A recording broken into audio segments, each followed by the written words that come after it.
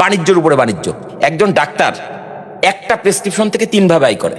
এক হচ্ছে রুগীর কাছ থেকে ফি নাই, 2 হচ্ছে টেস্ট দেয়, টেস্টের কমিশন খায়, 3 হচ্ছে ঔষধ লেখে মানে ড্রাগস লেখে, ওই কোম্পানির কাছ থেকে কমিশন খায়।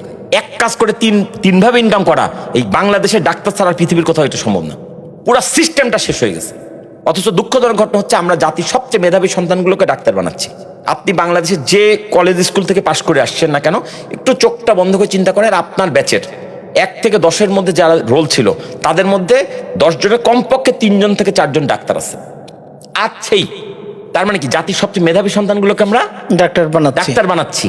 অথচ তারা আমাদের সাথে সবচেয়ে বড় প্রতারণামূলক কাজগুলো করতেছে। একটা মেধাবী ছেলে প্রতিবাদ করছে না যে আমাকে দিয়ে যেটা করানো হচ্ছে এটা ভুল। আমার যুক্তিটা বুঝতে পারছেন?